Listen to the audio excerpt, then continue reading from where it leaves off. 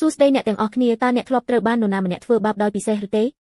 ឧទាហរណ៍ទទួលបានអំណោយដែលមិននឹកស្មានដល់ឬនរណាម្នាក់បានផ្ដល់ពេលវេលាដោយស្មោះស្ម័គ្រសម្រាប់អ្នកពេលវេលាបែបនេះធ្វើឲ្យបេះដូងក្តៅហើយពោពេញទៅដោយការដឹងគុណមែនទេ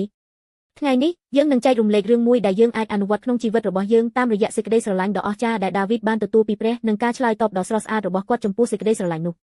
នៅក្នុងសៀវភៅពីសាមយូអែលចំពោះ7ដាវីតឆ្លើយតបដោយការដឹងគុណនិងការសរសើរចំពោះការសន្យាដ៏ធំដែលព្រះបានប្រទានឲ្យគាត់ព្រះមិនត្រឹមតែសន្យាថានឹងរក្សាបល្ល័ង្ករបស់ដាវីតប៉ុណ្ណោះទេប៉ុន្តែក៏បានប្រកាសថាគ្រួសាររបស់គាត់នឹងដឹកនាំប្រជាជនរបស់ព្រះជាច្រើនជំនាន់នៅសម័យនោះនេះគឺជាអំណោយដែលមិនអាចស្រមៃបាន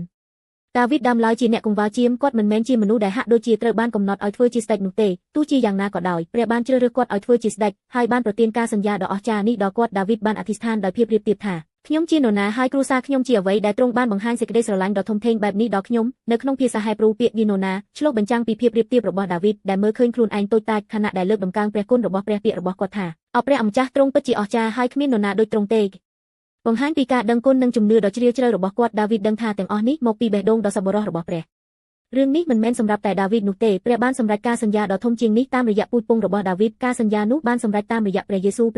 ដែលជាពូជពង្សរបស់ដាវីតបានយាងមកហើយអបក្រសោបយើងទាំងអស់គ្នាដោយសេចក្តីស្រឡាញ់តាមរយៈការសុគតលើឈើឆ្កាងនិងការរស់ឡើងវិញព្រះយេស៊ូវបានអញ្ជើញយើងចូលក្នុងគ្រួសារដ៏មានតម្លៃរបស់ព្រះដោយដែលដាវីតបានឆ្លើយតបចំពោះសេចក្តីស្រឡាញ់របស់ព្រះដោយការដឹងគុណព្រះយេស៊ូវអញ្ជើញយើងឲ្យទទួលយកសេចក្តីស្រឡាញ់នោះហើយរស់នៅដោយការដឹងគុណព្រះយេស៊ូវមានបន្ទូលទៅកាន់យើងម្នាក់ថាអ្នកជាមនុស្សពិសេសហើយទ្រង់ប្រព្រឹត្តចំពោះយើងដោយភាពកក់ក្ដៅសេចក្តីស្រឡាញ់នេះគឺជាអំណោយដ៏ធំជាងអ្វីដែលដាវីតបានទទួលដូច្នេះតើយើងអាចអនុវត្តវាក្នុងជីវិតរបស់យើងដោយរបៀបណា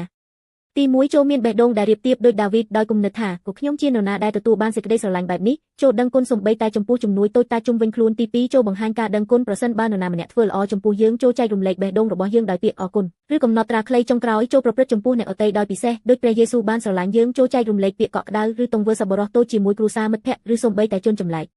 ព្រះបានស្រឡាញ់ដាវីតដោយវិធីពិសេសហើយតាមរយៈព្រះយេស៊ូវទ្រង់បានអបក្រសោបយើងទាំងអស់គ្នាដោយសេចក្តីស្រឡាញ់ដ៏ធំជាងថ្ងៃនេះចូលយើងរស់នៅដោយការដឹងគុណដូចដាវីតនិងប្រព្រឹត្តចំពោះអ្នកជុំវិញខ្លួនដោយភាពកក់ក្ដៅដូចព្រះយេស៊ូវទង្វើសប្បុរសតូចមួយអាចផ្លាស់ប្ដូរថ្ងៃរបស់នរណាម្នាក់បានចូលយើងចែករំលែកសេចក្តីស្រឡាញ់ពិសេសនេះជាមួយគ្នា